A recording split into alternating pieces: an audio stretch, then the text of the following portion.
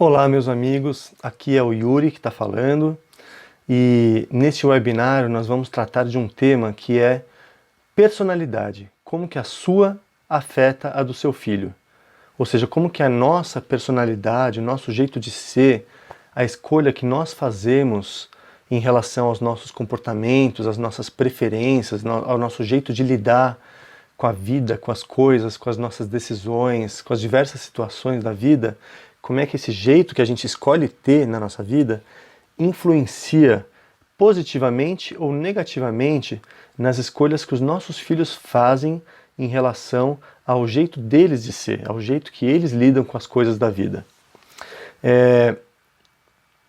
Antes de mais nada, eu quero pedir para você, né, se você gostar desse conteúdo, curtir o conteúdo, compartilhar com seus amigos, com quem possa se beneficiar desses conhecimentos, tá?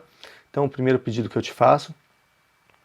E esse conteúdo, ele faz parte de um curso online, né, que eu tenho, que é o Como Falar para Seu Filho Ouvir e Ouvir para Seu Filho Falar. Eu faço workshops presenciais também com pais e mães, trazendo a comunicação não violenta e a disciplina positiva para a relação entre pais e filhos. E esse curso online, ele traz toda uma seleção de conteúdos, de reflexões, de ferramentas práticas, de como melhorar a relação entre pais e filhos, de como melhorar a comunicação, a empatia, a relação de respeito mútuo, a conexão, a colaboração dentro de casa, né? O objetivo desse curso, principalmente, é esse, é ajudar os pais a como criar pontes de conexão, de colaboração e de respeito na relação com o seu filho. Então, eu não sei se você é novo, né, deixa eu pôr minha cara de novo aqui. Eu não sei se você é a primeira vez que você está me vendo, ou se você já vem acompanhando o meu trabalho. Eu tenho já postado já há um tempo webinários, feito cursos também, palestras, não só para pais e mães, mas para público em geral. Dou cursos de comunicação não violenta, dou capacitação em como trazer a comunicação não violenta para a mediação de conflitos. Eu capacito mediadores, pessoas que estudam para serem mediadores, facilitadores de diálogo. Eu também faço mediação de conflitos, dou capacitação para advogados também, dou capacitação para professores dentro de escolas, de como trazer os princípios da não violência e do diálogo para dentro da sala de aula, para a relação com os alunos, para as relações de trabalho dentro das escolas, com os pais dos alunos. Faço trabalho também dentro de organizações, né, trazendo esse conhecimento da comunicação não violenta para as relações de trabalho, para melhorar as relações de colaboração dentro das equipes. Enfim, atendo vários tipos de público. E um dos trabalhos que eu faço, que eu tenho me dedicado bastante nos últimos 2 anos, é com pais e mães. É trazer esse conhecimento da comunicação não violenta e da disciplina positiva para a relação entre pais e filhos. Então, esse tema do webinário de hoje, eu extraí, né, eu trago ele está dentro do curso também, desse curso online, né, que eu já mostrei aqui para você. E aqui eu tenho feito alguns webinários aprofundando um pouco mais em cada tema, dando mais exemplos, sabe, destrinchando um pouco mais esses conhecimentos para mais pessoas, porque nem todos têm condição de participar do curso, às vezes não é o momento, né, de se dedicar para um curso desse. Então eu tenho feito isso, tenho compartilhado esses conhecimentos com mais pessoas de uma forma mais aberta. Então, deixa eu ver por onde que eu começo. Então, todo o meu trabalho, deixa eu voltar aqui também, todo o meu trabalho, se você já vem acompanhando o meu trabalho, você já deve ter percebido que o meu foco não é em dar soluções prontas. Assim, seu filho está fazendo isso, você está com tal dificuldade na relação com seu filho, então faz isso que é tiro e queda, vai resolver o seu problema de uma vez por todas. Eu não tenho esse tipo de discurso. De vez em quando, né, às vezes eu trago também algumas coisas bem práticas, soluções práticas, técnicas, dicas de como você lidar com seu filho em algumas situações diferentes que tem resultado efetivo no curto prazo. Eu trago também isso, porque eu aprendi, tem coisas realmente que são fáceis de implementar e da gente colocar em prática e que a gente vê o resultado no curto prazo. Então eu compartilho essas coisas também. Mas assim, sendo bem sincero, não é tanto isso que não me dá tanto prazer, assim, não é tanto isso que me dá o prazer de fazer esse trabalho, essa satisfação que eu tenho de contribuir com os relacionamentos, para tornar relacionamentos mais sadios, mais que as pessoas saibam se relacionar, lidar com os conflitos de forma construtiva, sabe? Ter mais consciência das relações que elas têm.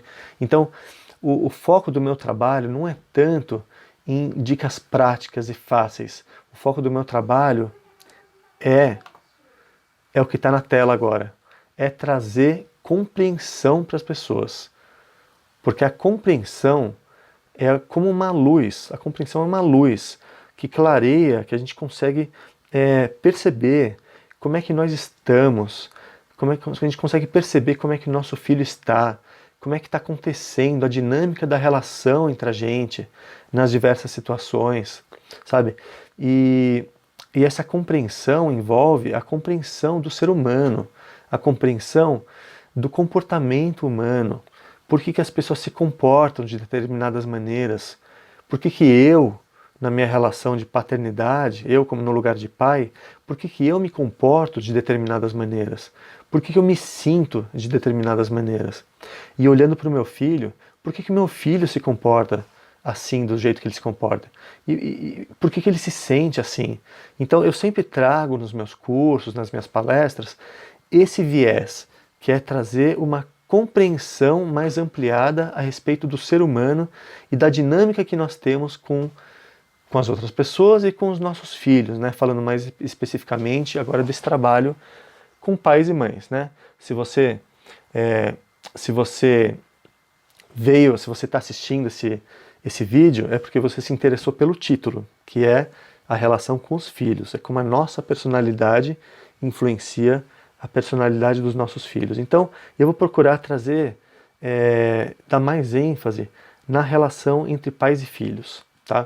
Apesar de em outros momentos eu tratar de outros assuntos também, eu costumo falar de relação a dois, relações íntimas também, a relação de diálogo dentro do casal, e outros assuntos que eu já comentei com você.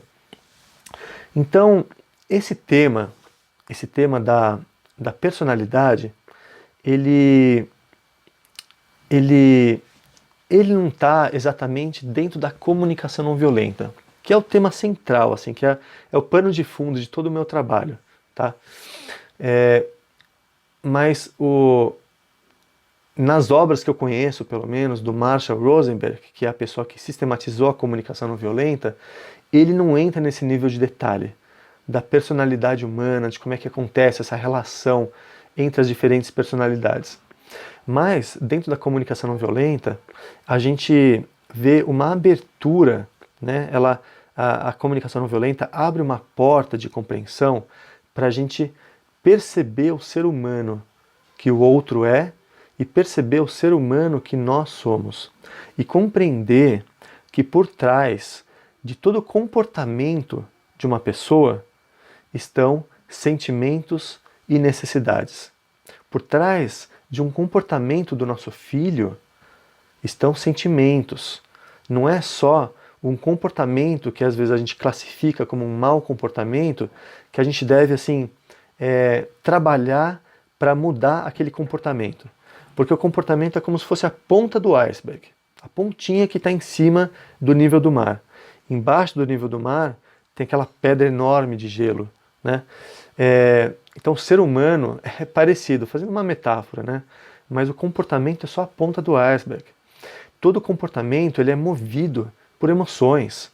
Se o seu filho tem comportamentos que você não gosta, que você quer transformar, que você quer ajudá-lo a modificar algum tipo de atitude, o jeito que o seu filho lida com algumas situações, o jeito que ele reage, então é muito mais efetivo, em vez de você ficar só querendo educá-lo no nível do comportamento e querer mudar o comportamento, é mais efetivo se você tiver uma visão mais ampla do ser humano que ele é e compreender as emoções que estão por baixo desse comportamento.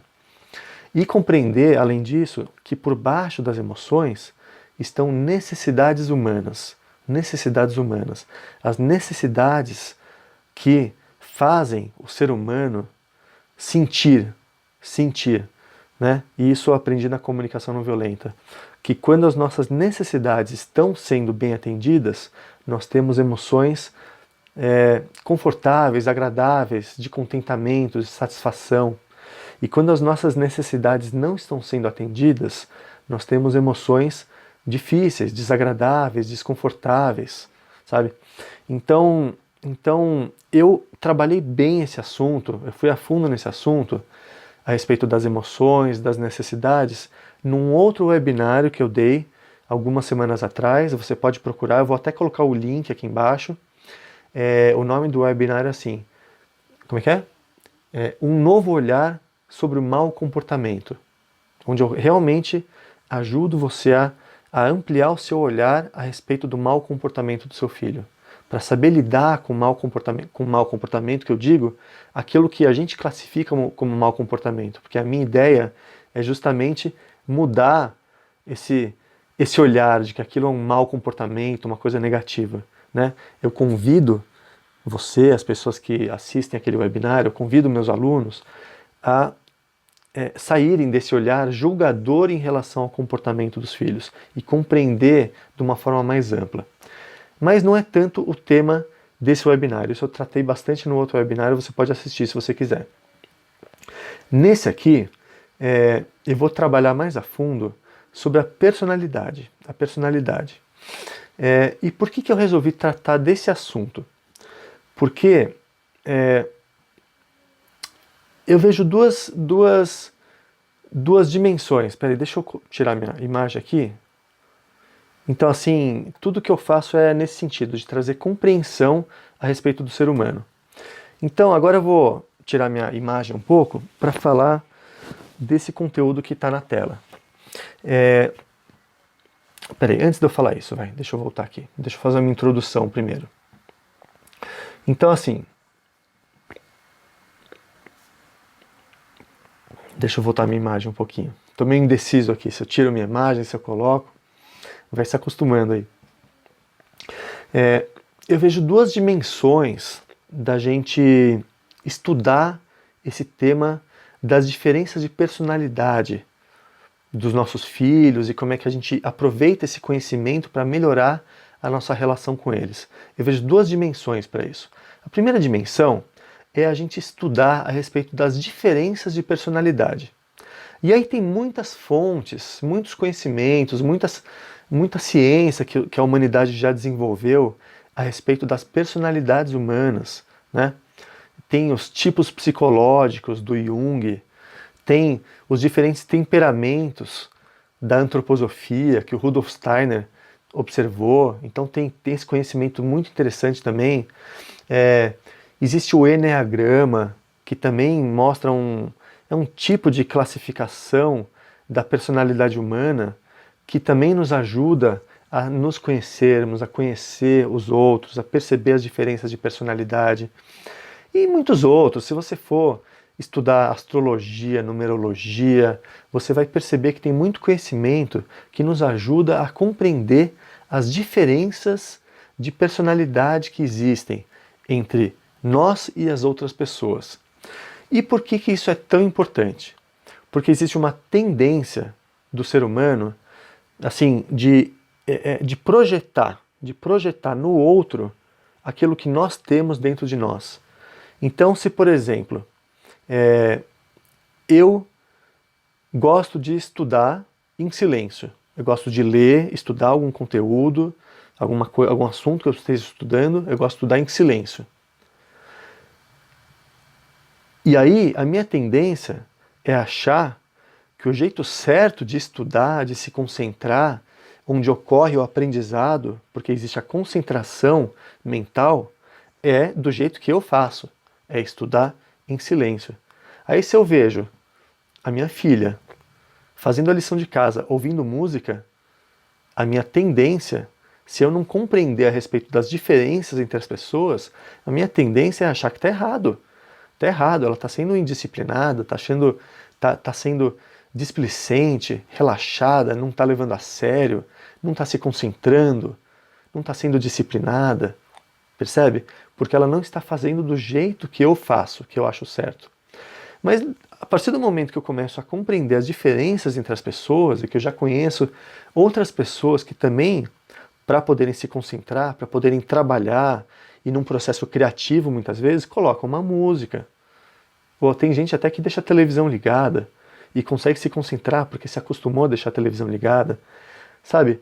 Vai saber, vai entender, cada um tem um hábito e as pessoas conseguem se concentrar, conseguem estudar.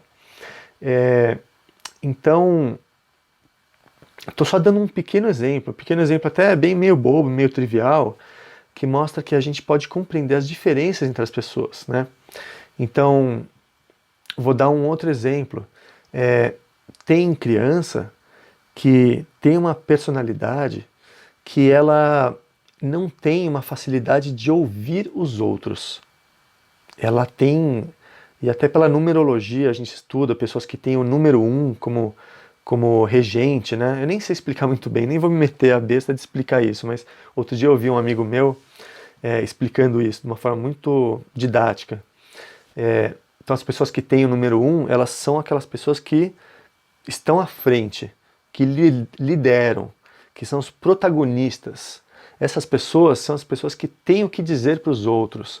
Elas não têm tanta facilidade para ouvir os outros, porque elas são as pessoas que têm o que dizer para os outros. São pessoas que têm uma tendência para exercer uma liderança na sociedade, para ser aquelas pessoas que estão à frente, sabe? Então, é muito complicado, sabe, a gente dizer que está errado, ser uma pessoa que não sabe ouvir, né? Essa pessoa, ela tem mais facilidade para ser a liderança e tem mais dificuldade para ouvir os outros. E aí, por exemplo, nasce uma criança, né, um menino que tem esse perfil, Ele não quer ouvir o que os outros têm para dizer para ele. Ele quer tirar as próprias conclusões. Se a mãe fala, filho, não faz isso, que vai dar errado, vai ser ruim para você. O filho não bota muita fé, não acredita muito na mãe. Ele não ouve conselho. Ele precisa experimentar. Ele precisa fazer as próprias experiências para tirar as próprias conclusões. Esse é o caminho de aprendizado dessa pessoa. Ele precisa passar por isso. É assim que ele aprende. Não é ouvindo conselho. É experimentando, batendo cabeça, errando e acertando, assim que ele consolida o aprendizado dele. Estou só dando um exemplo, tá? Esse é um traço de personalidade que algumas pessoas têm. E aí, a mãe, o pai, que tem um filho assim, se queixam. Ah, meu filho não me ouve, meu filho não me obedece, meu filho não faz o que eu digo, ele não ouve as minhas orientações. Mas assim, esse incômodo da mãe, do pai, essa preocupação, principalmente, é porque não conhece a respeito de personalidade, que às vezes é um traço de personalidade da criança, que é assim mesmo, tem que experimentar. Às vezes tem que sofrer, às vezes tem que passar por uma dificuldade, só assim ele vai aprender. Tem outras crianças que têm mais facilidade de ouvir um conselho, ouvir uma orientação, entendeu? Então, estou só dando um exemplo para mostrar que essa é uma das dimensões da gente estudar a respeito de personalidade, a gente compreender as diferenças de personalidade para a gente poder conviver de forma mais pacífica e respeitosa com as diferenças, compreender que existem diferenças, que o jeito de ser do nosso filho muitas vezes é diferente do nosso em vários aspectos. E a gente compreender que não necessariamente é porque nós estamos dando uma educação errada, nós não estamos cumprindo o nosso papel de pai e mãe. Muitas vezes não é isso, são traços de personalidade. Então, esse conhecimento nos ajuda muito a lidar com as diferenças de uma forma saudável. Então, essa é a primeira dimensão. desse estudo da personalidade. É a gente compreender as diferenças de personalidade e, com isso, a gente ter mais facilidade para conviver com as diferenças, para respeitar as diferenças, sabe? E, inclusive, respeitar nós mesmos, compreender que nós somos diferentes e que nós não temos que ser igual aos outros. Inclusive isso. Respeitar a nós mesmos, as nossas preferências, o que é da nossa natureza, que é diferente da natureza dos outros. Então tudo isso é um conhecimento muito interessante, de autoconhecimento, que nos ajuda a nos relacionar melhor com as pessoas, a encontrar trabalhos que sejam mais significativos para nós, que trazem mais satisfação pessoal. Então, em vários aspectos é importante a gente ter esse conhecimento a respeito dos traços de personalidade. Mas eu fiz essa breve introdução só para mostrar um dos caminhos da gente estudar a respeito de personalidade. E isso eu pretendo aprofundar em outros webinários, tá? Agora, uma outra dimensão é a gente encarar que essas diferenças no jeito de ser dos nossos filhos em relação ao nosso jeito de ser representam muitas vezes desafios, porque a gente tem que lidar com uma criança, com um jovem que é diferente da gente e que, pela nossa responsabilidade como pai, como mãe, a gente sente necessidade de trazer algumas orientações, alguns limites, algumas correções para o comportamento dos nossos filhos, por um senso de dever mesmo, de responsabilidade que cabe a nós como pai e mãe. E muitas vezes isso que o nosso filho requer de nós, pela necessidade dele de aprendizado, que ele precisa aprender algumas coisas para poder ser uma pessoa mais bem educada, né? Saber se relacionar de uma forma saudável com os outros, para saber ser uma pessoa feliz, próspera, realizada. Então nós precisamos corrigir algumas coisas, nós precisamos trazer algumas orientações, alguns limites de comportamento, com certeza. E muitas vezes isso que é exigido de nós representa desafio para nós. Às vezes são coisas que não são tão fáceis da gente fazer. São desafios de aprendizado nosso. Eu vou dar um exemplo para você. No meu caso, eu assim, pela forma como eu fui criado pelos meus pais e as coisas que eu estudo, que eu sempre tive acesso nas minhas buscas de conhecimento, eu tenho uma certa facilidade para o diálogo, para compreender o lado do outro, para me colocar no lugar do outro, para expressar aquilo que eu penso de uma forma respeitosa, né? Nem sempre eu fui assim, tá? Foi um aprendizado e até muita coisa eu preciso melhorar também. Mas é uma tendência que eu tenho, da minha natureza, ser uma pessoa mais conciliatória. Eu tenho facilidade para conciliar diferentes pontos de vista, sabe? E eu tenho dificuldade para lidar com o confronto, sabe? Quando eu preciso falar alguma coisa para alguém, seja um colega de trabalho, seja um amigo, seja um pai, uma mãe, seja minha esposa, seja um filho, qualquer pessoa que eu precise dizer algo que eu sei que não vai agradar a pessoa, eu tenho dificuldade para fazer isso. Porque eu sou meio assim, relax, eu não quero estresse.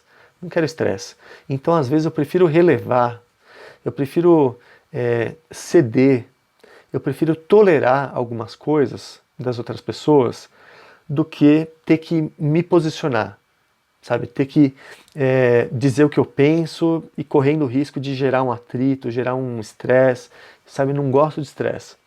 Então, eu estou falando isso que é a minha natureza, mas eu já venho fazendo um trabalho de alguns anos para cá de lidar melhor com isso, de me posicionar quando eu preciso, quando é algo importante para mim. Existem formas, inclusive eu ensino isso, né, nos meus cursos de comunicação não violenta. Hoje em dia eu cheguei no ponto até de ensinar para outras pessoas a fazer isso, algo que eu também já venho aprendendo e praticando, né? Que é quando eu tenho uma necessidade de algo, eu me respeitar também. Eu não só tenho empatia pelo outro, mas também tenho empatia por mim mesmo. Compreender e respeitar as minhas próprias necessidades e aprender a me posicionar, a dizer um não, a colocar um limite, às vezes, para o comportamento de outra pessoa, quando é algo que não está me fazendo bem. Então, aquela tendência que eu tinha, que eu tenho ainda, né, de ceder, de tolerar, de compreender e às vezes até isso fazendo mal para mim, porque eu não estava respeitando as minhas necessidades, então eu venho aprendendo um jeito diferente de ser, um jeito mais firme, e de me posicionar, de buscar as coisas que são importantes para mim nas minhas relações. Então, e eu já vi, olha que interessante, eu já vi isso, inclusive em leitura de numerologia, né, coisas assim, que esse é um desafio de aprendizado para mim. Eu ter mais pulso, mais firmeza, sabe? Conduzir as coisas com mais firmeza, porque a minha tendência não é essa não é a minha natureza. Minha natureza é mais flexível, mais light, né? E aí, essa característica minha, da minha natureza, que já era uma característica da minha natureza antes de eu me tornar pai, quando eu me torno pai, isso se reflete no meu estilo de parentalidade, na minha forma de lidar com os meus filhos, na forma como eu educo os meus filhos, na forma como eu interajo com os meus filhos. Tudo isso é reflexo da minha personalidade, das escolhas que eu fiz ao longo da minha vida, de como eu sou, de como é que eu prefiro ser, de como é que eu lido com as coisas. Tudo isso se reflete no meu estilo parental. Então, o meu estilo parental tende a ser assim também, flexível, tolerante, empático. Eu compreender, às vezes o filho não quer fazer aquilo que eu estou pedindo para ele fazer, eu estou precisando de um auxílio em casa, alguma coisa, eu peço, e aí se o meu filho não quer fazer, a minha tendência é não esquentar a cabeça, não estressar, tudo bem, eu mesmo faço, sabe, não quero estresse. Então, essa é a minha tendência.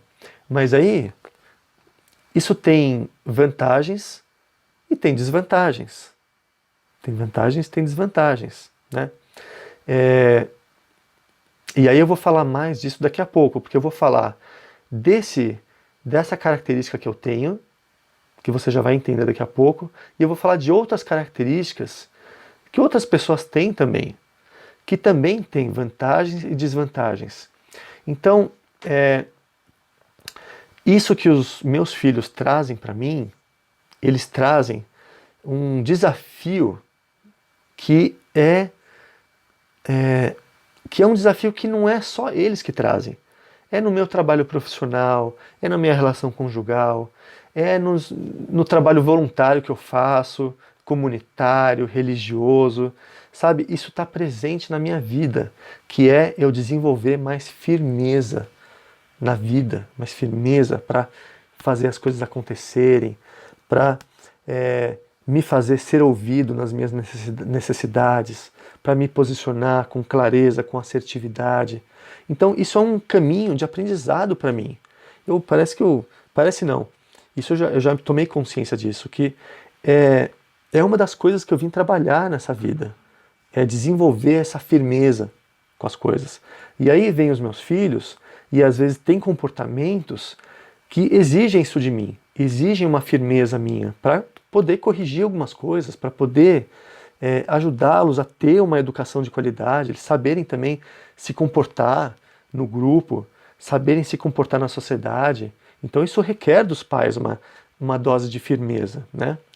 Então, é uma coisa que eu observo na minha experiência pessoal e já vi que é uma realidade para todos, que o que os filhos trazem de desafio para nós é justamente aquilo que nós precisamos desenvolver, do nosso aprendizado enquanto seres humanos, sabe? Então tem pessoas que na relação com os filhos percebem que precisam desenvolver mais diálogo, mais flexibilidade para lidar com algumas coisas. Porque são pessoas que têm uma tendência a serem muito rígidas, a quererem as coisas do jeito delas. E aí, na lida com os filhos no dia a dia, a pessoa ao longo do tempo vai percebendo que não está dando certo. Não está dando certo. Porque chega uma hora que o filho começa a se revoltar com tanta rigidez. E aí os pais precisam encontrar uma outra forma. Precisam desenvolver um outro jeito de ser, um outro jeito de lidar com o filho, mais flexível, mais empático, com mais diálogo. E aí, se ela for ver bem, é justamente aquilo que ela precisa desenvolver na vida dela. Não só com os filhos, mas em todas as relações que ela tem. Mais diálogo, mais compreensão, menos rigidez nas coisas. Então, esse é o segundo ponto que eu queria trazer. Que os filhos, eles trazem como desafio para nós justamente aquilo que nós precisamos desenvolver. E isso está muito alinhado com um princípio básico que eu trago em todos os meus cursos, todas as minhas palestras, todo o meu trabalho de atendimento às pessoas também, que eu também faço atendimento particular, que é chamar as pessoas para uma atitude de autorresponsabilização. Que é sair de uma postura de vítima, que é culpar o outro pela dificuldade que eu tenho na relação e puxar para si mesmo. O que eu tenho a ver com isso? Sabe? Então, se o meu filho tem um comportamento desafiador, o que eu tenho a ver com isso? Não é simplesmente que ele tem um problema, que ele tem uma dificuldade, que o comportamento dele precisa ser corrigido. Não é só isso. O que eu tenho a ver com isso? Sabe? Qual que é a minha responsabilidade nisso? O que eu estou contribuindo para que ele tenha esse tipo de comportamento? Então, essa pergunta, o que eu tenho a ver com isso, eu gosto de fazer sempre, para mim, e convidar você, convidar as pessoas a fazer essa pergunta. O que você tem a ver com o comportamento do seu filho que você não está satisfeito, que você quer que ele mude? Então, assim, em outras palavras, o que eu preciso mudar para ajudar o meu filho a mudar? Então, se eu quero ajudar o meu filho a mudar, o que eu preciso mudar em mim para ajudar o meu filho a mudar? Então, esse conteúdo que eu vou compartilhar com você agora, ele é justamente para isso. Ele vai te ajudar, nesse sentido, a compreender melhor o que você precisa mudar, que vai ajudar o seu filho a mudar o jeito dele. E tem um outro efeito colateral positivo desse conhecimento que eu vou compartilhar com você, que é a relação de conflito entre os pais. Eu observo muito casais brigando, se separando. Às vezes, depois de se separar, brigam na justiça, levam para um juiz resolver uma situação de discórdia entre o casal, porque os pais não têm um alinhamento em relação a como educar os filhos. Um acha que tem que ser de um jeito, o outro acha que tem que ser de outro jeito. Um acha que o outro é autoritário demais, o outro acha que o outro é permissivo demais. Um acha que o outro mima demais, cuida muito, não dá oportunidade para o filho se desenvolver, porque quer fazer tudo pelo filho. E o outro acha que o primeiro é desleixado, não está nem aí, não cuida direito das crianças. Então, essas diferenças, no jeito de cuidar dos filhos, no jeito de educar os filhos, é motivo para muitas situações entre os casais.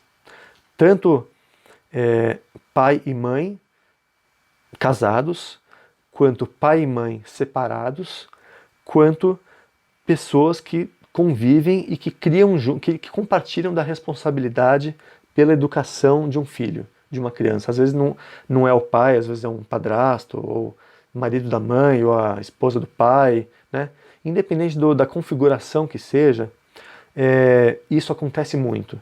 As pessoas muitas vezes discutem por causa disso, porque um acha que o outro é tal coisa demais, e o outro acha que é de menos, sabe? Então, esse conhecimento que eu vou compartilhar com vocês vai ajudar também nesse sentido, a ter uma harmonia melhor entre as pessoas que estão compartilhando dessa responsabilidade pela educação dos filhos. E por que esse conhecimento ajuda a gente a se harmonizar melhor dentro do casal, dentro, assim, com as pessoas que compartilham com a gente da responsabilidade por educar o nosso filho? Porque a gente começa a perceber que cada tipo de personalidade que eu tenho ou que a outra pessoa tem vantagens e desvantagens. Então a gente percebe que o jeito do outro também tem vantagens, tem coisas boas no jeito do outro que a gente pode aprender com o outro, que a gente também pode incorporar, pode fazer um esforço de aprender com o outro. E o nosso jeito tem vantagens que a gente deve potencializar, deve fazer bom uso dos pontos positivos que nós temos no nosso jeito de ser, no reflexo positivo que isso tem nos nossos filhos, mas tem desvantagens também. A gente aprende a perceber os pontos fracos, aquilo que não acontece do jeito como a gente gostaria, que no longo prazo às vezes dá um resultado ruim no nosso jeito de ser, no nosso jeito de educar os nossos filhos. Então a gente tomando consciência disso, fica mais fácil da gente ter mais humildade de não se achar melhor que o outro, não achar que o meu jeito é melhor que o jeito do outro, sabe? Perceber que os dois jeitos têm prós e contras, nós podemos aprender uns com os outros, sabe? Então, nesse sentido, que esse conhecimento pode ajudar muito pessoas que têm algum tipo de dificuldade em harmonizar com o seu parceiro, com a sua parceira, em relação a como educar o seu filho. Então agora eu vou explicar um conceito que é o jeito que a Jenny Nelson trouxe na disciplina positiva, que ela explicou essa questão da personalidade, que são como é que chama? As prioridades de estilo de vida. Como eu já expliquei num dos webinários anteriores, num webinário que eu dei o título de Um Novo Olhar sobre o Mau Comportamento. Eu vou colocar o link desse webinário aqui embaixo também, para você ter acesso mais fácil. Então, como eu já expliquei, a criança e o jovem desenvolve objetivos equivocados de comportamento. Então, tem alguns comportamentos que são motivados por crenças que as crianças desenvolvem, crenças equivocadas de como se sentirem amadas, como se sentirem aceitas e como se sentirem importantes. Necessidades básicas do ser humano e da criança. É uma necessidade de se sentir aceito, de sentir pertencente, sentir que é importante no mundo, que é importante para os pais, que tem um senso de importância, um lugar no mundo. E o que acontece é que muitas vezes as crianças, isso é muito comum, desenvolvem estratégias equivocadas para atender essas necessidades que são humanas, são legítimas as necessidades de ser aceito, de ser importante, mas elas desenvolvem estratégias equivocadas. E aí na disciplina positiva, a gente vê algumas estratégias, alguns objetivos equivocados de comportamento. Então, eu não vou entrar a fundo agora nisso, porque eu sugiro realmente que você assista o outro webinário que eu mencionei agora. Mas falar assim, de uma forma mais superficial e introdutória, existem 4 objetivos equivocados da criança. A atenção indevida, que é quando a criança tem uma crença assim, eu só sou aceito, eu só sou importante quando eu tenho a sua atenção. Só quando eu tenho a sua atenção é que eu me sinto aceito e me sinto importante. Então é uma crença equivocada, porque a criança pode se sentir aceita e importante para os pais sem precisar chamar a atenção o tempo todo. E muitos comportamentos que a gente observa, eu observo assim, diversas vezes nos meus filhos, e muitos pais observam, muitos comportamentos inconvenientes que aborrecem os pais, que são classificados como maus comportamentos, né? São motivados por isso, por uma crença assim, que só chamando a atenção é que o filho se sente importante para o pai. Então, os pais precisam aprender formas de ajudar os filhos a atender essa necessidade de se sentir aceito e importante, sem precisar chamar a atenção de uma forma indevida. Outro objetivo equivocado, o poder mal dirigido. É quando a criança tem uma crença assim, eu só me sinto aceito e importante quando eu mando, ou quando eu não deixo você mandar em mim. Então a criança desenvolve essa crença, a partir da experiência dela, que só quando ela manda, quando ela vê que o adulto está obedecendo ela nas vontades dela, é que ela se sente importante para os pais.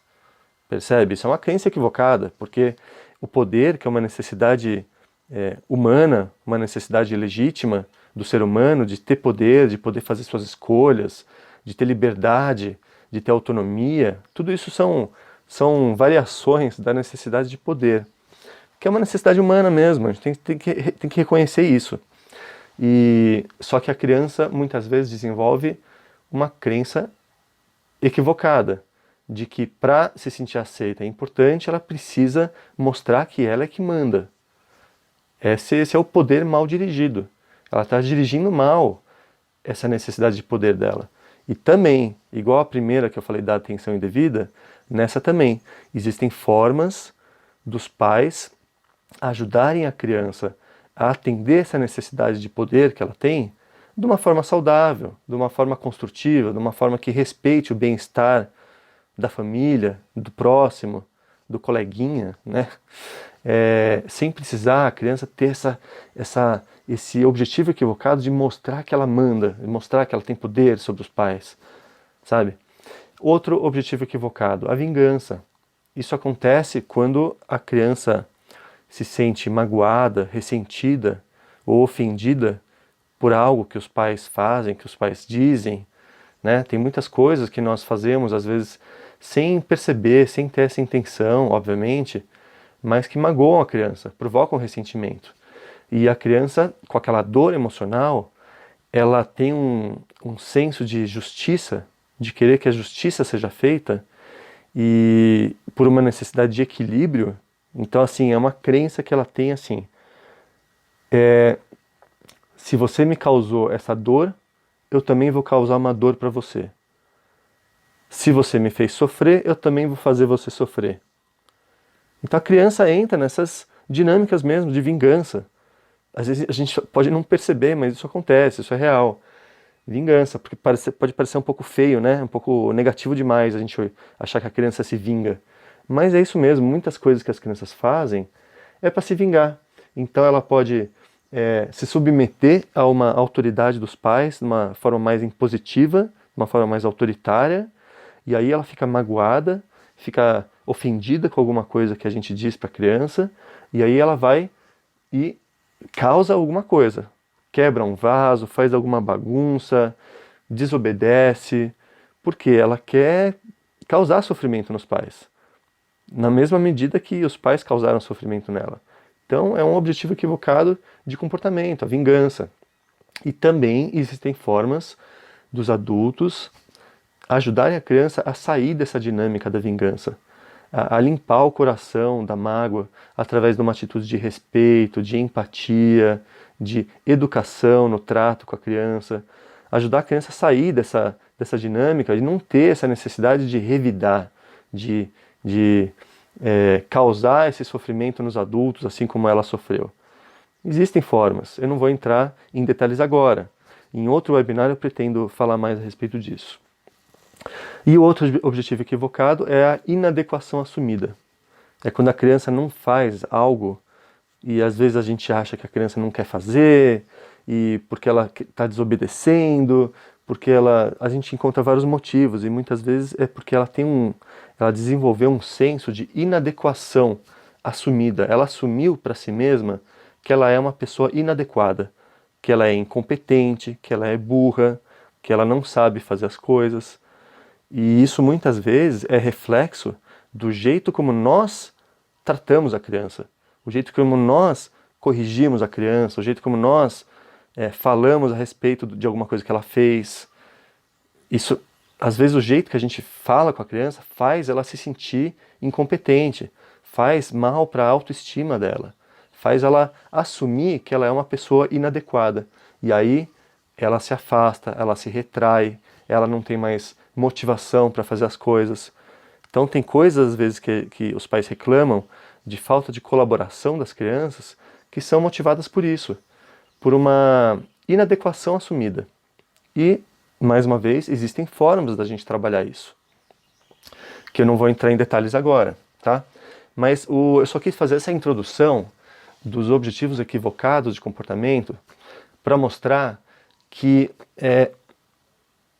muitos desses objetivos equivocados de comportamento são causados pelo nosso jeito de ser, o jeito que a gente lida com as crianças, o nosso estilo parental. E aí eu vou trazer esse conceito da disciplina positiva, que são as prioridades de estilo de vida. E por que esse nome? Prioridades de estilo de vida. Porque nós também desenvolvemos, os adultos também desenvolvem,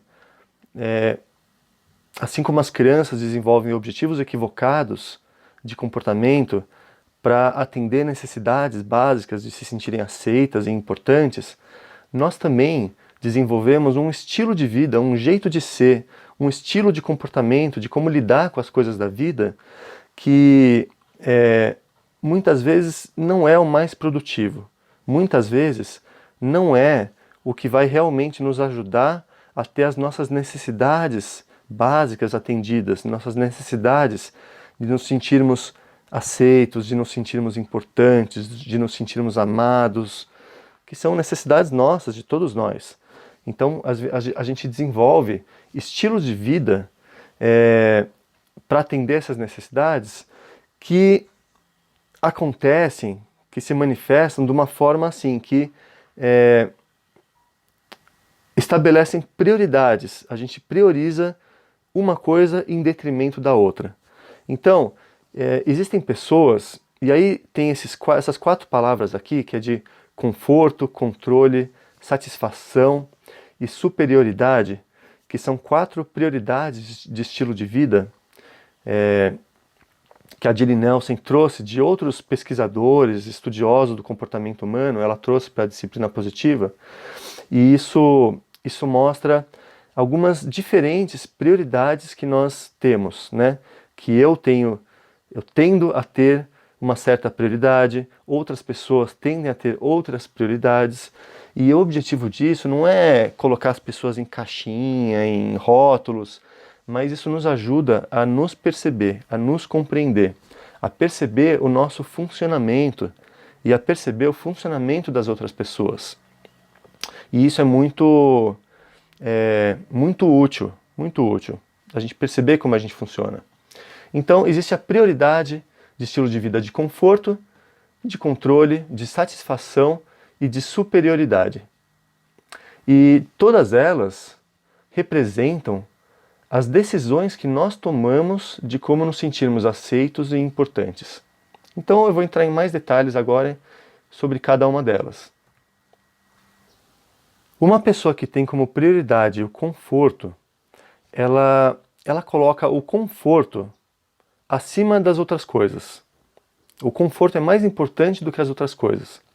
Então essa pessoa tende a buscar o conforto para si mesmo e para os outros, e a escolher o caminho mais fácil. Então, nas diversas situações que a pessoa encontra nos relacionamentos, não só com os filhos, mas com outros adultos também, com outras pessoas, elas tendem a ter uma dificuldade de lidar com o conflito, por exemplo. Porque elas não querem aborrecimento, não querem estresse, elas querem conforto, elas querem uma coisa suave, elas tendem a ter um jeito mais leve de lidar com as situações e elas não querem sair da zona de conforto para poder, às vezes, resolver uma situação, se posicionar de uma forma assertiva, porque isso pode gerar um estresse na relação com outras pessoas. Elas têm medo da dor e do estresse emocional e físico. Elas não querem sair da zona de conforto. E elas têm medo da expectativa dos outros, sabe? Poxa, se eu for dizer tal coisa, o que a pessoa vai pensar de mim? A pessoa não vai gostar de mim, eu vou ser julgado, eu não vou ser apreciado. Então, isso leva essas pessoas a evitarem o confronto, né? A buscarem sempre, tenderem a buscar o conforto na relação com outras pessoas. Existem pessoas, e isso deixa eu só deixar uma coisa bem clara, não é que uma pessoa ou tem uma prioridade ou tem outra. A gente pode se identificar com mais de uma dessas que eu tô mostrando para você, tá? Em maior ou menor medida. Então tem pessoas que têm uma prioridade de controle, elas têm uma necessidade, assim, elas tendem a controlar a si mesmos e controlar os outros e as situações. Elas querem que as coisas aconteçam do jeito que elas planejaram, do jeito que elas querem, do jeito que elas consideram que deve acontecer as coisas. Se as coisas fogem do controle dela, isso gera um estresse para ela. Ela não sabe lidar muito bem com o inesperado. As coisas precisam andar conforme o que ela planejou, o que ela acha que é o certo. E ela tem um medo, ela tende a ter um medo de crítica. Geralmente são pessoas que foram muito criticadas na infância. Então, por serem criticadas, elas foram obrigadas a desenvolver um estilo de vida de fazer as coisas tudo certinho, tudo dentro do controle, para não serem criticadas. Então elas têm medo do inesperado, elas têm medo de que as coisas aconteçam de forma diferente do que elas esperam.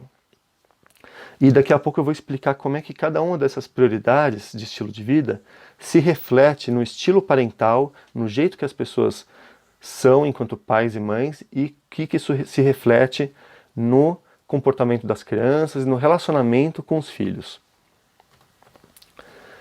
Outra prioridade de estilo de vida, a satisfação.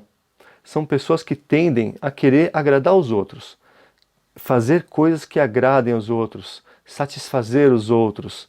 Elas buscam a satisfação nas relações delas. E elas têm um medo.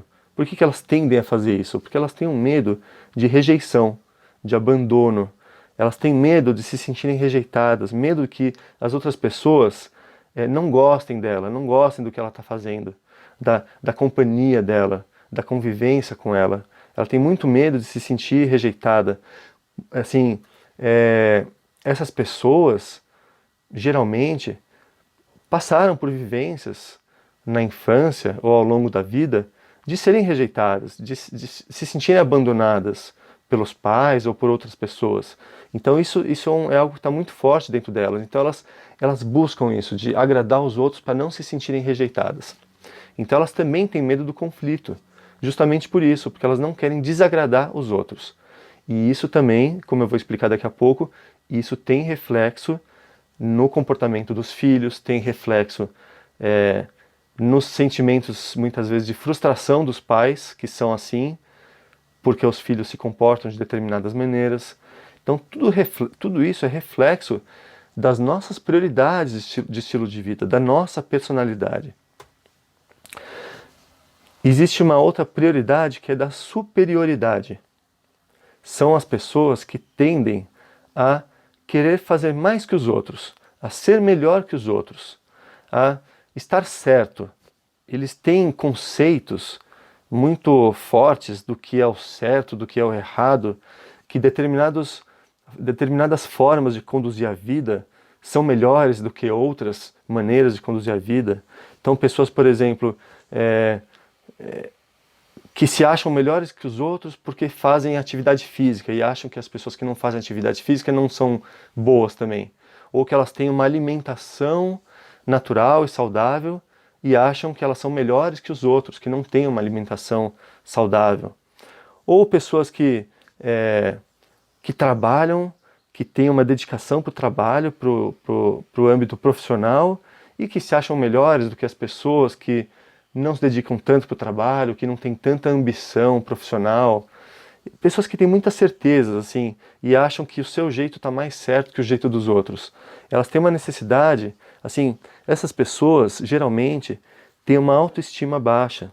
Elas têm um medo da insignificância e da irrelevância que elas possam sentir. Elas têm medo de se sentirem insignificantes e irrelevantes. Ou seja, sentirem que elas não são importantes. Tem medo de sentir que não são importantes no mundo, importantes para as pessoas, e elas carregam isso no subconsciente delas. Isso faz elas quererem ser boas, quererem mostrar para os outros que elas são boas, quererem mostrar que elas têm razão, que elas estão certas. Tudo isso são mecanismos que as pessoas encontram para suprir uma carência de autoestima que não está bem solidificada dentro delas. Então, essa necessidade de ser superior aos outros, isso também tem consequências na relação com os filhos, no comportamento dos filhos. Então é isso que a gente vai ver agora. Como que essas prioridades podem influenciar as formas de educar, podem influenciar o nosso estilo parental. Então, a prioridade de conforto. Como eu disse, todos esses estilos, essas prioridades de estilo de vida, têm pontos fortes e pontos fracos. Por isso que é tão interessante a gente aprender essas coisas, para a gente perceber as vantagens e desvantagens do nosso jeito de ser. Então, tem vantagens. Quais são as vantagens dessa prioridade de conforto? Essas pessoas, elas modelam nas crianças os benefícios de serem descontraídos, diplomáticos e de apreciarem pequenos prazeres. Eu me identifico muito com isso. Essa é uma tendência natural para mim, essa prioridade de conforto. Então, eu tendo a trazer essa contribuição positiva para dentro da minha família, que é da descontração, da leveza, eu ensino isso para os meus filhos, de lidar com as situações da vida de uma forma leve, de ter facilidade para lidar com as frustrações, sabe? Com descontração, com alegria, com bom humor. É da minha natureza, eu trago isso para minha família. Então naturalmente eu sirvo de modelo para os meus filhos desse comportamento, da descontração, da leveza e da diplomacia também. Porque como eu não gosto do estresse, de ter que enfrentar uma discussão, eu tendo a fugir de discussões, essa é a minha natureza, eu tendo a fazer isso. Então, eu naturalmente tenho uma facilidade para lidar com os conflitos de uma forma diplomática, de compreender o lado do outro, de empatizar com as necessidades do outro, também compreender as minhas necessidades e de trazer um conflito para um diálogo respeitoso, para que a gente possa compreender uns aos outros e chegar em soluções que sejam satisfatórias para todos. Eu tenho isso na minha natureza, essa diplomacia. Então isso eu modelo esse tipo de comportamento para os meus filhos. Isso é muito bom, né? Pessoas que têm essa prioridade de conforto tendem a ter essa facilidade. E também de apreciarem os pequenos prazeres da vida, sabe? A alegria com as pequenas coisas da vida, porque isso é da natureza dessas pessoas. Mas existem pontos fracos também, porque essas pessoas, por não gostarem de lidar com o estresse do conflito, muitas vezes elas são permissivas. E eu percebo isso também, é uma tendência minha, que eu já venho trabalhando e a disciplina positiva tem me ajudado muito nesse sentido. Mas é da minha natureza, estou assim, sendo bem sincero aqui. É da minha natureza, a permissividade. E eu aprendi isso com os meus pais. Os meus pais foram um tanto permissivos comigo. E eu cresci não tendo clareza de alguns limites de comportamento. E eu passei por algumas dificuldades na minha juventude por conta disso. Por não ter clareza dos limites da sociedade, dos limites de respeito ao convívio com as outras pessoas. Então, eu tendo a reproduzir isso que eu recebi dos meus pais, a ser permissivo com os meus filhos, né? E isso é muito ruim, porque a permissividade pode levar as crianças a serem mimadas e exigentes. Ou seja, se eu peço para os meus filhos fazerem algo e eles não querem fazer simplesmente, ou eles estão tendo algum comportamento que não é saudável, que está trazendo assim aborrecimento para as outras pessoas, e eu não faço nada porque eu não quero estresse, não quero ter que corrigir os filhos, sabe? Tudo isso dá trabalho, a gente sabe que educar dá trabalho, corrigir os filhos dá trabalho, dá preguiça às vezes, né? Então se eu deixo essa preguiça falar mais alto e não faço o meu trabalho, que é o meu dever, de colocar alguns limites, de mostrar algumas coisas que tem que acontecer, eu tendo a mostrar para as crianças que elas podem fazer o que elas querem. Elas não têm limites, não precisam ter respeito pelo bem-estar dos outros, sabe? Não precisam ter consideração pelas outras pessoas. Eu estou ensinando isso para as crianças.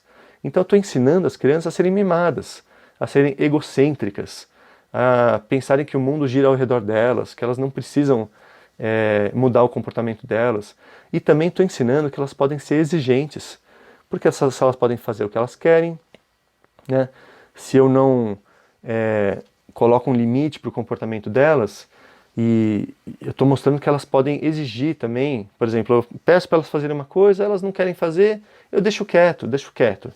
Não esquenta a cabeça. Prefiro eu mesmo fazer do que ter estresse com elas, sabe? Que é esse estilo do conforto. Então isso está ensinando as crianças a exigir que os pais façam as coisas por elas, sabe? E se sentir no direito de exigir as coisas dos pais. E depois a gente reclama, né? Os pais reclamam que as crianças são mimadas, são exigentes, não colaboram dentro de casa. E muitas vezes foi porque a gente ensinou as crianças a serem assim. Então, outro ponto fraco. Essas pessoas têm maior interesse no conforto do que nas necessidades da situação. É bem isso que eu falei. Às vezes a criança está tendo um comportamento que precisa ser corrigido, precisa ter uma orientação, sabe? Só que aí esses pais não querem estressar, não querem ter o trabalho, sabe? Que saco, esses pensamentos que às vezes passam pela minha cabeça, e muitas pessoas são assim também. Então, essas pessoas priorizam o conforto, o bem-estar na situação, do que a necessidade da situação, a necessidade que a situação requer, a situação que a criança está tendo um comportamento que precisa ser corrigido, requer dos pais, exigem dos pais um posicionamento, um esforço, uma atuação, uma proatividade de fazer o que é necessário ser feito, porque é dever dos pais educar os filhos. Então, essas situações que têm necessidades de atuação dos pais, os pais não priorizam a necessidade da situação, eles priorizam o conforto. E aí não fazem o que é necessário que seja feito. E o que isso causa depois? Depois os pais reclamam de menos produtividade, né? Que os filhos não sabem fazer as coisas direito, que os filhos não colaboram, que os filhos não fazem as coisas que devem ser feitas na rotina, de acordo com as responsabilidades deles. Depois os pais reclamam, né?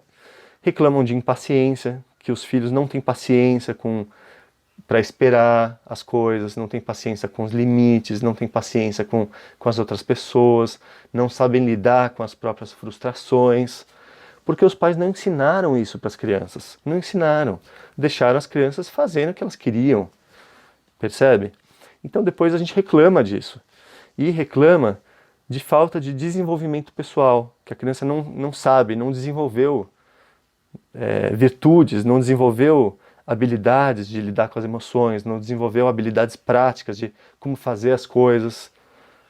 Então, são reclamações que os pais têm, muitas vezes eu ouço, as pessoas enviam perguntas para mim também nos cursos que eu dou, as pessoas trazem esse tipo de queixa na relação com os filhos.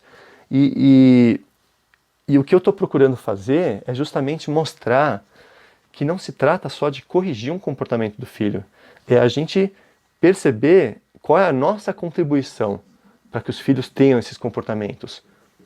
Então, e aí o que esses pais podem precisar praticar?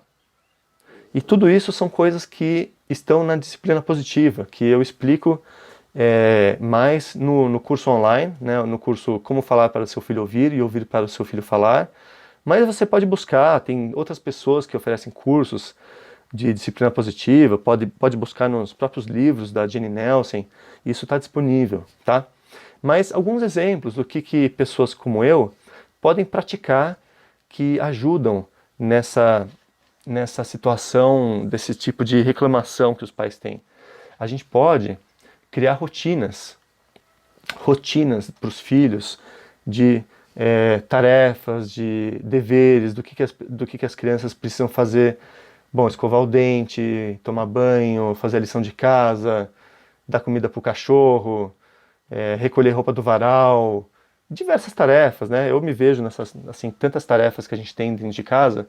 A gente criar rotinas, cada vez mais, envolver as crianças nas tarefas da casa, de uma forma programada, para que a gente não tenha que lidar com aquele estresse do dia a dia de pedir e ter que insistir e ter que brigar com a criança, porque a criança não quer fazer o que a gente está pedindo.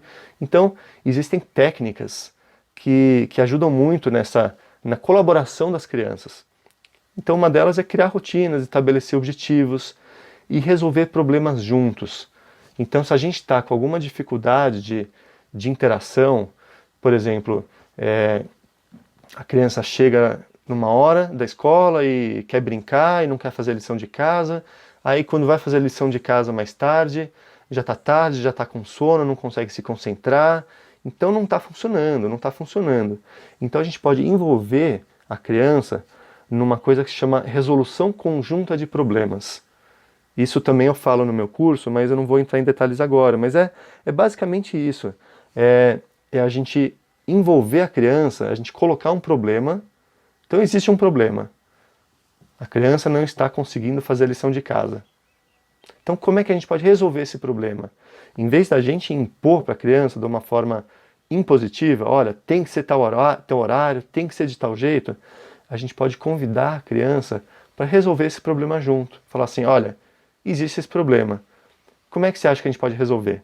E às vezes a própria criança traz uma solução, que ela acha que pode ser tal horário, que pode ser de tal jeito, que de tal maneira ela vai ter mais facilidade. E aí ela se compromete. É muito mais fácil ela se comprometer com aquele dever, com aquela responsabilidade, quando ela é envolvida na tomada de decisão de como as coisas devem acontecer dentro de casa. Porque são decisões que impactam ela, que impactam a vida dela. Então ela se sente mais motivada a cumprir com o combinado quando ela participou do estabelecimento daquele combinado. É muito interessante isso. Outra coisa que essas pessoas podem precisar praticar: ensinar habilidades de vida, ensinar a fazer as coisas, ensinar a lidar com as próprias emoções, para não ter esse estresse que a gente tanto quer evitar, mas a gente pode ensinar essas habilidades de vida, de empatia, de consideração com os outros, sabe? De responsabilidade com as coisas. A gente pode ensinar tudo isso de formas pacíficas, de formas respeitosas, de formas empáticas, que é tudo isso que na disciplina positiva a gente aprende. Tem várias maneiras da gente ensinar essas habilidades de vida de uma forma que não seja com estresse, que não seja com autoritarismo, que é justamente o que essas pessoas que priorizam o conforto evitam, né? Elas não se sentem bem fazendo isso. Então existem maneiras de ensinar habilidades de vida, maneiras que essas pessoas se sentem bem, porque são mais confortáveis para essas pessoas. Mas não abrir mão disso, não abrir mão de ensinar essas habilidades de vida. E permitir que as crianças experimentem as consequências naturais de suas escolhas. Ou seja, as crianças têm escolhas, elas têm atitudes, elas fazem coisas que às vezes são erradas, né? Às vezes causam prejuízo para as outras pessoas, incomodam as outras pessoas, causam dano para outras pessoas. E nós, adultos, que temos isso como prioridade, o conforto, a gente não precisa necessariamente lidar com o estresse da educação, muitas vezes. A gente pode simplesmente permitir que as crianças experimentem as consequências naturais das suas escolhas. A gente não precisa dar um castigo, dar uma punição, mas a gente precisa ser firme para aguentar, né? Aguentar que as crianças experimentem as consequências do que elas fizeram. Então, às vezes, elas foram mal educadas com um amigo, com um amiguinho, bateram no amigo, ou foram grossas, não quiseram emprestar o brinquedo, ou, assim, estou dando um exemplo de uma criança, né? Mas fizeram alguma coisa que afastaram o amiguinho, Então, em vez da gente depois tentar ficar corrigindo, deixa a criança se frustrar depois, perceber que o amigo se afastou dela, perceber que ela não tá, que o amigo não está mais querendo brincar com ela, e permitir que a criança vivencie essa tristeza de perceber as consequências da atitude dela. Ou, por exemplo, quando a criança se comportou mal no supermercado e ficou fazendo bagunça, depois, em vez da gente ficar dando bronca, em vez da gente ficar chamando atenção, numa próxima vez simplesmente a gente fala, não, agora você não vai no mercado. Deixa a criança vivenciar isso, as consequências naturais das suas escolhas. E não é por uma punição, né? Deixar claro que não é uma punição.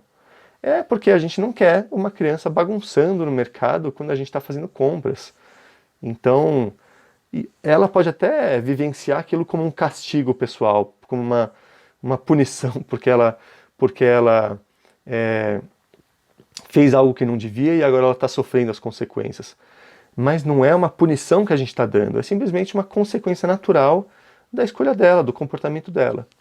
Então, são várias formas que a gente aprende na disciplina positiva de como a gente pode lidar, trazer uma educação, trazer limites, trazer orientações de conduta, de comportamento para os nossos filhos, respeitando esse conforto que para nós é tão importante.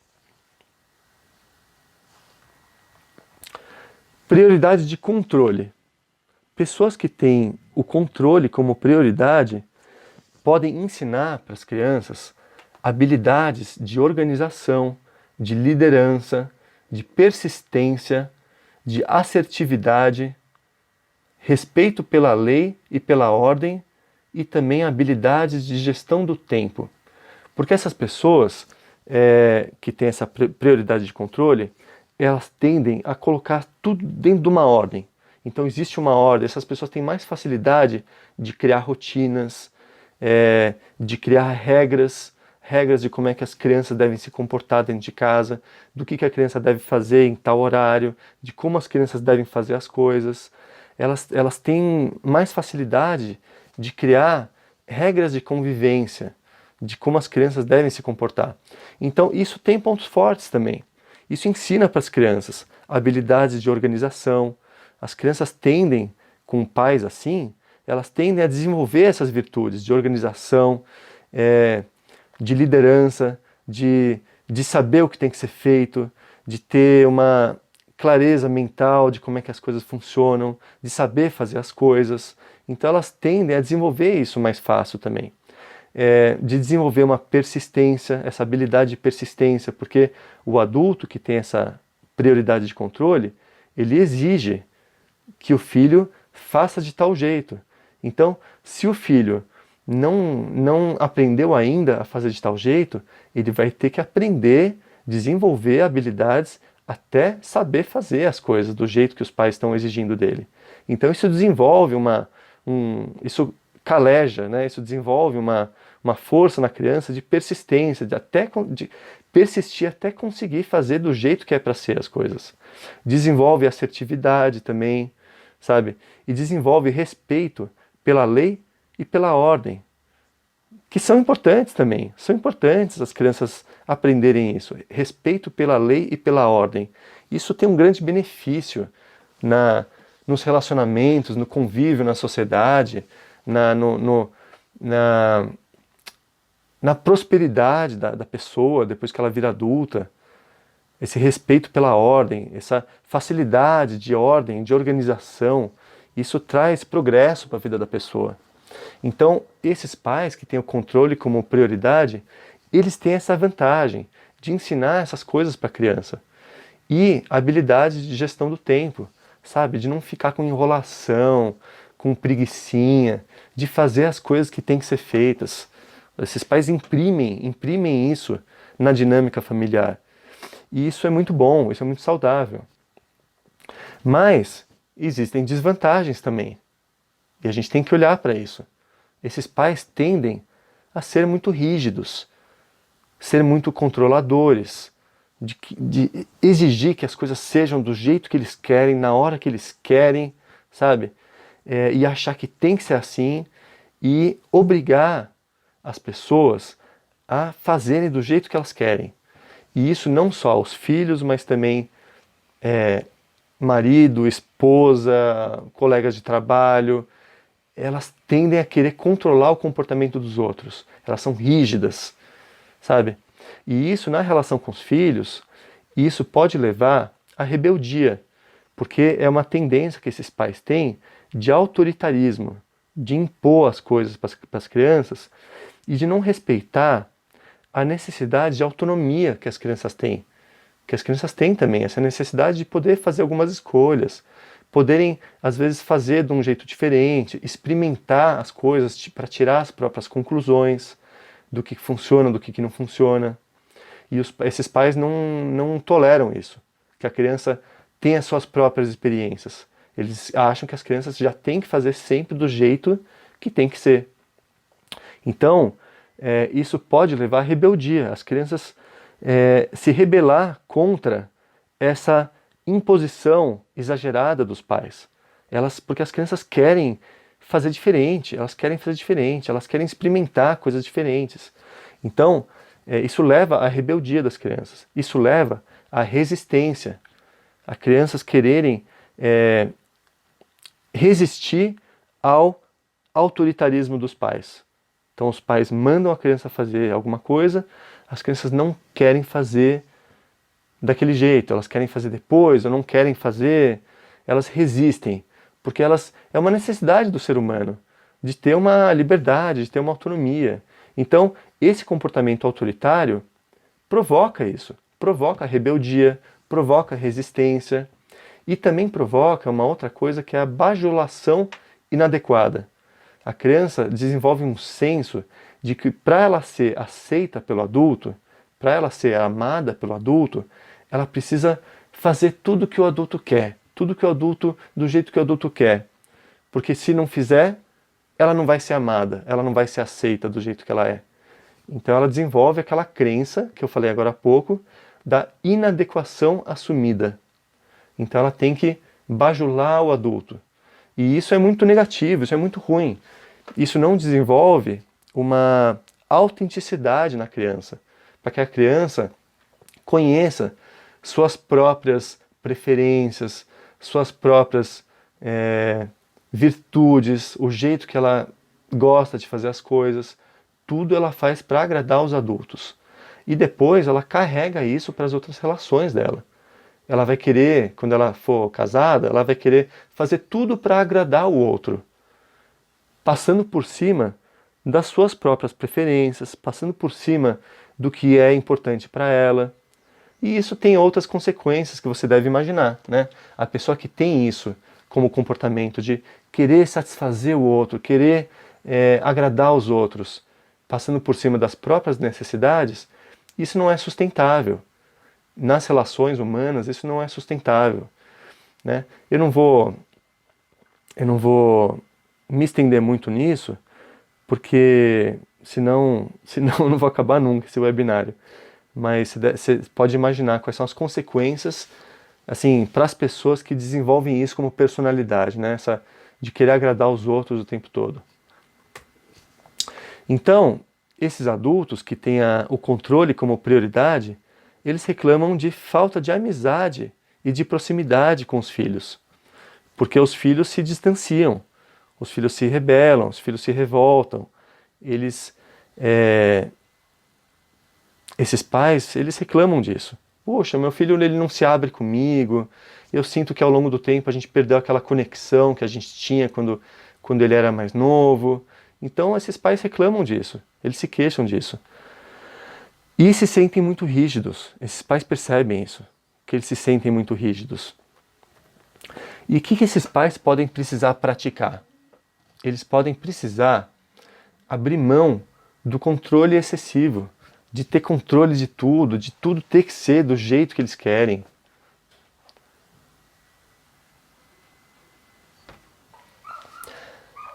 Essas pessoas podem também precisar praticar oferecer escolhas, adquirir uma habilidade que não é fácil para essas pessoas que têm uma tendência a querer controlar tudo. Não é tão fácil para essas pessoas. Elas podem precisar desenvolver a habilidade de oferecer escolhas para as crianças, de permitir que as crianças façam algumas escolhas, de como que elas preferem algumas coisas, de que hora que elas preferem fazer algumas coisas, sabe?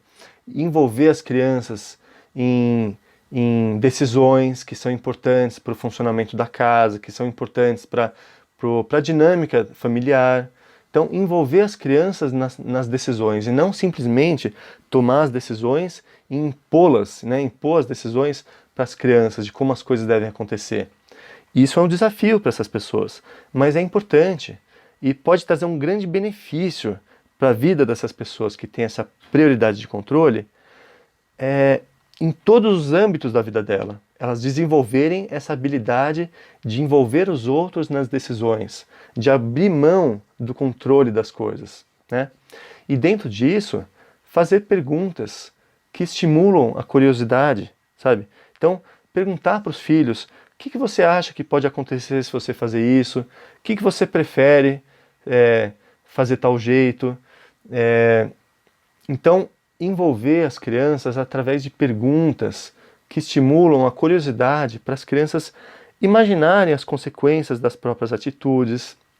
Por exemplo, se a criança quer comer um doce fora de hora, em vez de simplesmente o adulto dizer que não pode, de uma forma assim impositiva, fazer perguntas que estimulam a curiosidade da criança. O que pode acontecer se ela comer doce, se ela comer doce demais, se ela não se alimentar direito e outras tantas coisas que a gente vive se esforçando para ensinar para as crianças algumas coisas. A gente envolver, né, fazer perguntas para as crianças, trabalharem a conscientização da criança. E isso não é tanto da natureza desses adultos que priorizam o controle. Eles tendem a ser mais papum, sabe? Mais diretos, tem que ser desse jeito e pronto, acabou. Então, são habilidades que esses adultos podem desenvolver que fazem bem para a criança, para a educação da criança, e fazem bem para o adulto desenvolver essas virtudes. Prioridade de satisfação. Essas pessoas que têm a satisfação como prioridade de estilo de vida, elas buscam agradar os outros a qualquer custo. Então fazem tudo para agradar, para satisfazer os outros. Então um pai, uma mãe que tem a satisfação como prioridade, por exemplo, os filhos na hora de dormir, que querem enrolar, que querem que conte mais uma historinha, e sempre mais uma historinha, e mais um beijinho, e não querem ir logo para a cama, que é o que a gente gostaria que eles fizessem naquele momento. Esses pais não vão ser duros com a criança, falar, tá na hora de dormir, não sei o quê, e sabe, eles vão querer agradar, contar mais uma historinha, dar mais um beijinho, eles vão querer satisfazer a criança. Então, essas pessoas, esse estilo de parentalidade, ele tem vantagens. Quais são as vantagens? As crianças elas tendem a aprender a ser amigáveis, a serem gentis, a ter consideração pelos outros, sabe? A não serem agressivas, porque estão seguindo o exemplo dos pais. Os pais que têm isso como prioridade, eles são assim com as crianças. Eles são amigáveis, eles têm consideração pelo que os filhos querem, pelo que os filhos preferem, pelos gostos dos filhos, pelas necessidades, pelas carências das crianças. Então, esses pais têm essa sensibilidade com as crianças. Então, as crianças tendem a aprender isso com os pais, a seguirem esse exemplo. E também a não serem agressivas com as pessoas, a serem pessoas pacificadoras, assim como os pais, a serem pessoas comprometidas com o bem-estar dos outros. Então, tem muitas vantagens, mas tem desvantagens também. Então, esses pais, eles geralmente carregam um sentimento de que são capachos. O que é isso? Eles fazem tudo pelos filhos, agradam, tomam conta, fazem o que os filhos querem, cortam a fruta do jeito que os filhos querem, trazem presente, fazem tudo para agradar os filhos. E depois os filhos não fazem o que os pais pedem. Depois, na hora dos filhos colaborarem, os filhos não querem colaborar. E aí o adulto se sente um capacho, se sente usado, sendo usado. Se sente injustiçado, porque afinal de contas ele faz tanto pelas crianças e as crianças não fazem nada quando ele pede. Então dá uma frustração. Eu às vezes sinto isso também. E como eu falei, não é que cada pessoa entra numa dessas caixinhas. A gente se identifica com algumas delas em maior ou menor medida. Então eu me identifico com isso também. Às vezes eu faço tudo que eu posso para agradar as crianças e aí depois, quando é para me ajudar com alguma coisa, eles não fazem. Isso dá um sentimento assim de capacho. Eu sei como é que é isso.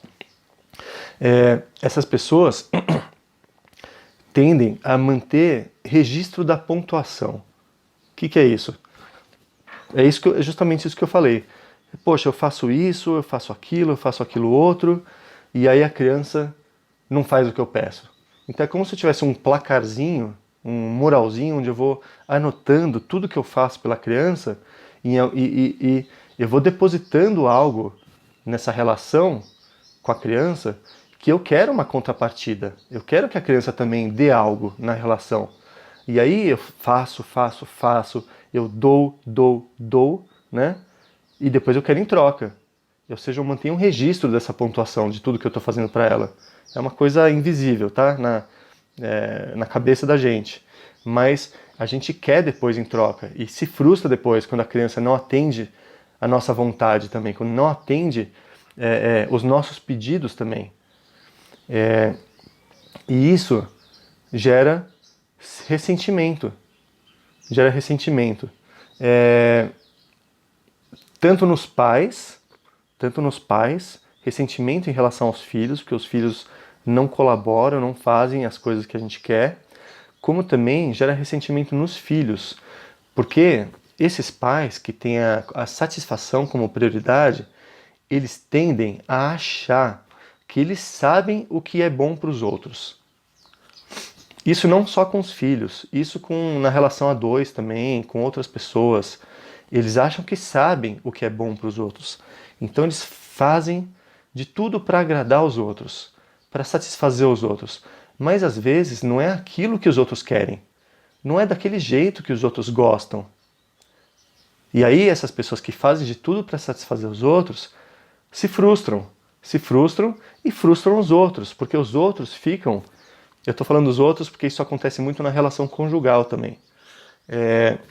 Nas relações conjugais. E outras relações também, relações de trabalho também, qualquer tipo de relação. Mas assim, a pessoa faz de tudo para agradar o outro e depois cobra, depois vem a cobrança. Porque não é um doar genuíno, verdadeiro, realmente sem querer nada em troca. É um doar que tem uma cobrança depois. Tem uma expectativa de retorno daquilo que eu estou dando para satisfazer o outro, né?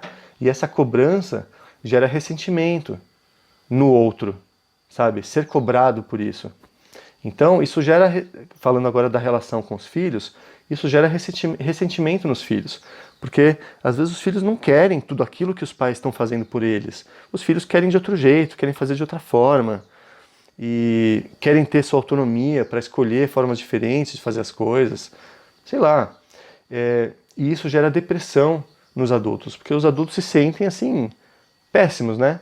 Fazem de tudo para as crianças, para satisfazer as crianças, ou os adolescentes, né, os seus filhos, e depois isso não é valorizado, isso não é apreciado pelos filhos.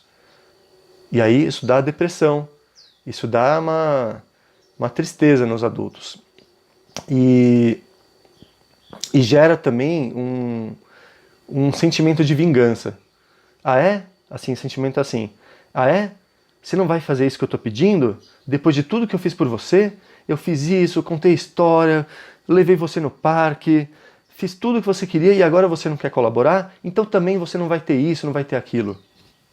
Sabe?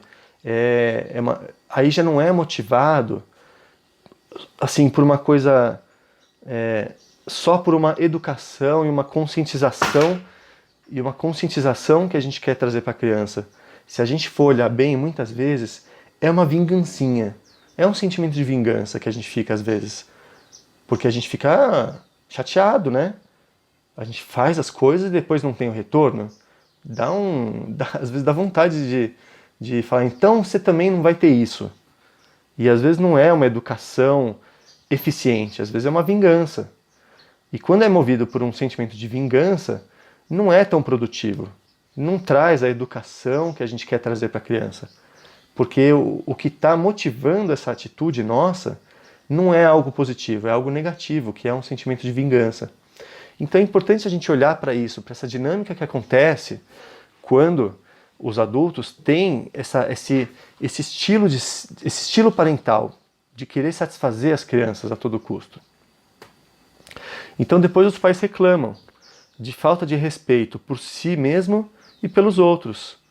Eles não sentem que estão sendo respeitados e não sentem que as crianças estão respeitando os outros também. Não só os pais, mas os irmãos, os colegas, outras pessoas. Porque os filhos foram treinados por esses pais a terem todas as suas vontades atendidas. Sabe? Então eles ficam mimados, eles não aprendem a ter empatia pelos outros, a ter respeito pelos outros. E depois os pais reclamam que os filhos não têm respeito pelos outros, né? E reclamam desse ressentimento, como eu falei agora há pouco.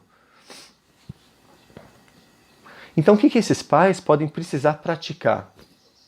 Eles precisam aprender a confiar que a criança pode resolver seus próprios problemas. Os pais não precisam o tempo todo resolver os problemas das crianças, fazer as coisas pelas crianças, sabe?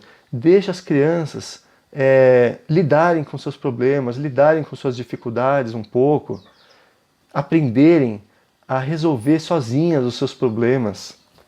Isso em vários âmbitos, desde vestir a roupa sozinha, até na hora da alimentação, até tomar algumas decisões de vida, quando for mais jovem, né? Tomar algumas decisões em relação a amizades, em relação a como resolver alguns problemas de relacionamento. Deixar a criança desenvolver isso. Outra coisa, os pais aprenderem a resolver problemas em conjunto. Não querer fazer tudo pelas crianças. Não decidirem por si mesmas, como que é bom para as crianças. Mas sim envolver as crianças a decidir, a resolver problemas de convivência, que envolva a criança de uma forma que atenda também o que é importante para ela e que também atenda o que é importante para o adulto. Começar a despertar a criança a olhar para as necessidades dos outros também, não só para as próprias necessidades.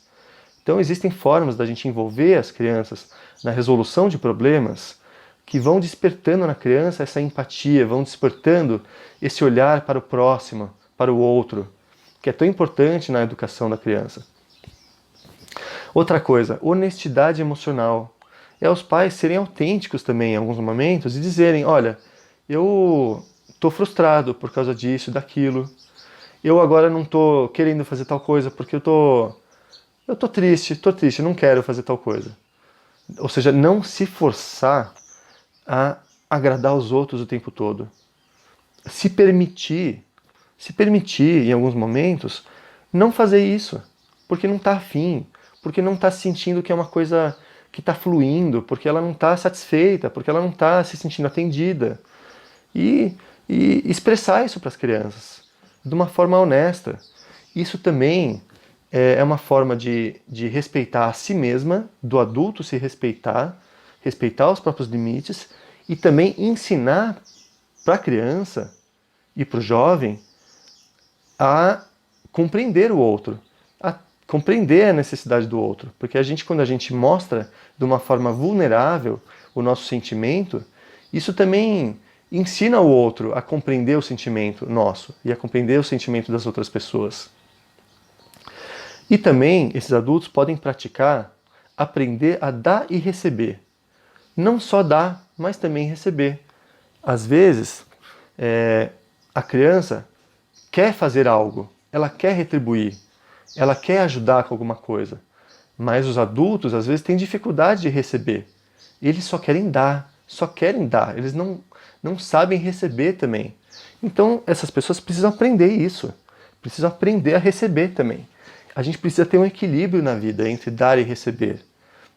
Tem gente que sabe dar, mas não sabe receber.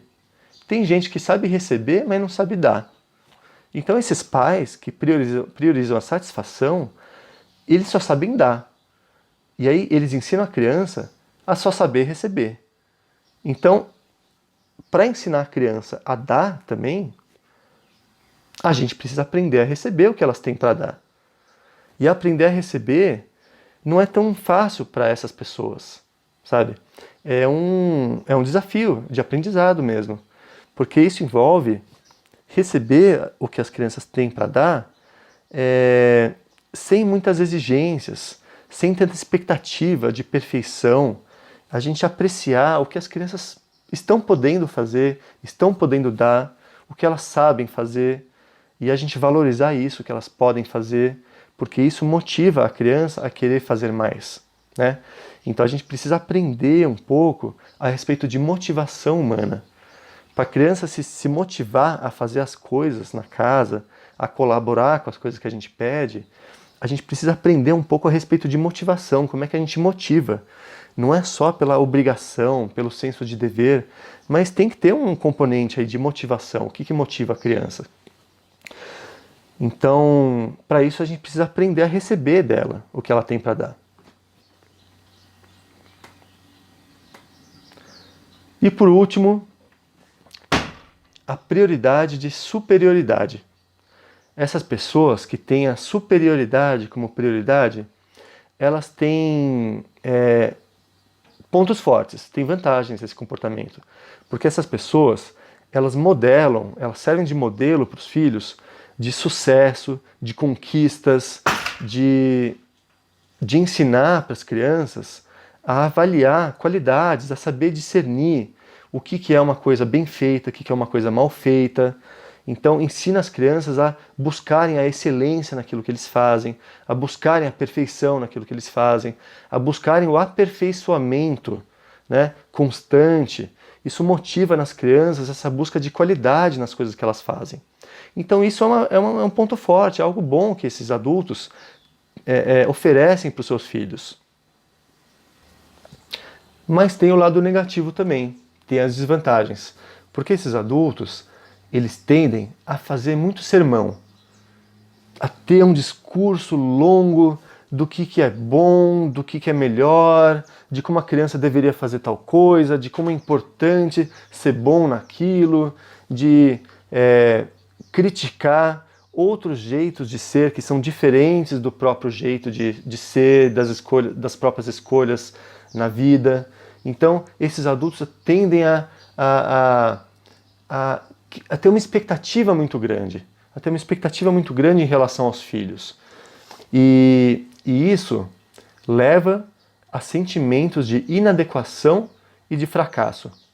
Porque os adultos têm uma expectativa alta em relação aos filhos, e quando os filhos não atendem às expectativas dos pais, os filhos tendem a se sentir incompetentes, se sentir fracassados, a se enxergarem como pessoas fracassadas.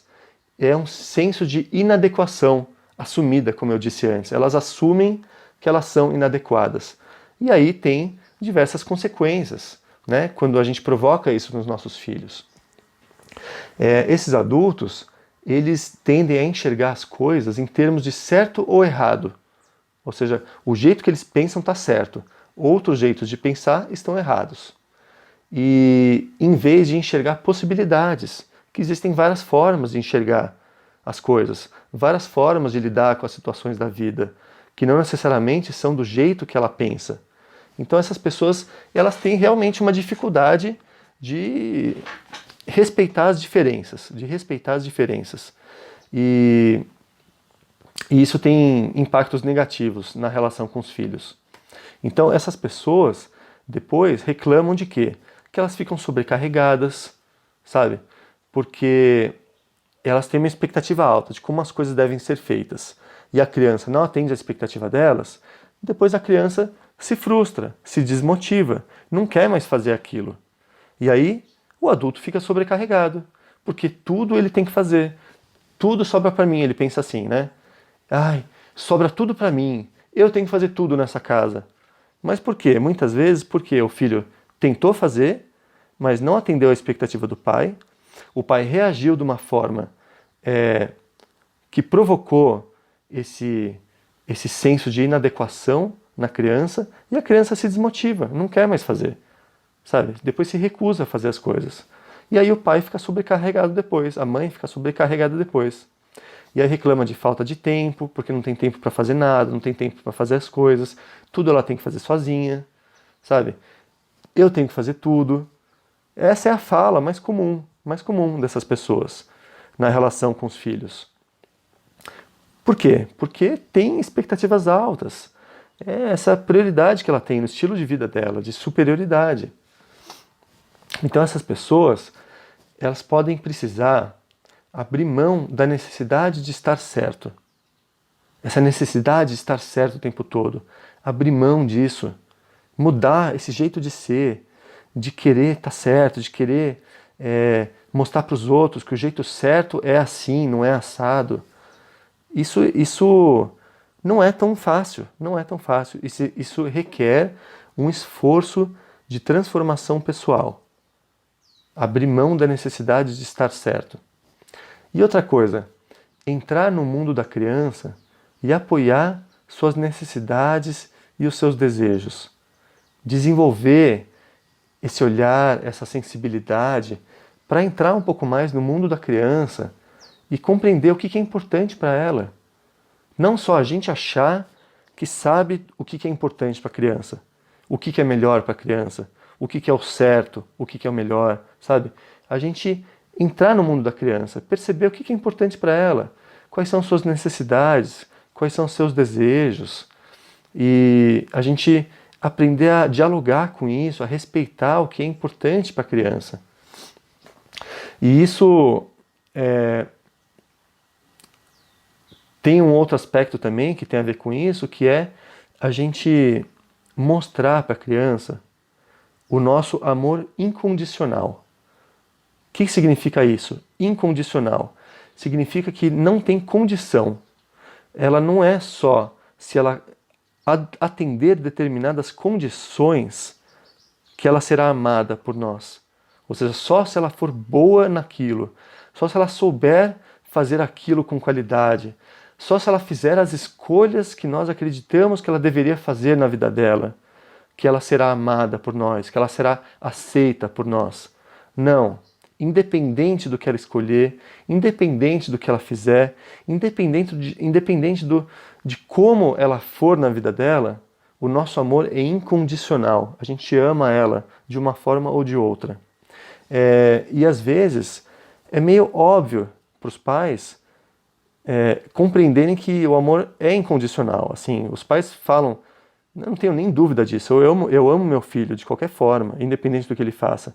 Mas às vezes o jeito que a gente expressa o nosso amor para a criança não passa essa mensagem para a criança. Passa a mensagem de que o nosso amor é condicional, que só se ela atender às nossas expectativas é que nós amaremos essa pessoa. Percebe? Então a gente precisa tomar um cuidado na forma como a gente expressa o nosso amor, na forma como a gente expressa o nosso cuidado com ela, para que ela não sinta que o nosso amor é condicional. Isso é muito importante. Isso é muito importante. Esse amor incondicional é que ajuda a criança a sair daquilo que eu falei antes, do objetivo equivocado, da inadequação assumida. Porque isso faz bem para a autoestima da criança. Isso nutre o emocional da criança, ela se sentir amada, independente do que seja. Eu sou amado pelo meu pai e pela minha mãe, sabe? Isso dá uma força emocional para a criança para lidar com uma série de situações na vida. Então, essas pessoas que têm a superioridade como prioridade precisam desenvolver isso. Precisam desenvolver isso. Então, meu amigo, minha amiga, é isso que eu tinha para compartilhar a respeito disso, de como a nossa personalidade afeta a personalidade dos nossos filhos, né? Eu trouxe de uma forma muito focada nesse tema dos das prioridades de estilo de vida que eu aprendi na disciplina positiva. Eu espero que tenha contribuído para você, para suas reflexões, para o seu aprendizado. Se você gostou, se isso foi útil para você, não deixe de curtir, compartilhar, faça um comentário. Se você tiver alguma dúvida também, eu estou à disposição, tá? Então é isso e bom dia para você e continue acompanhando meus conteúdos que eu vou continuar compartilhando esse tipo de conhecimento aqui para você, tá bom? Um grande abraço, fique com Deus.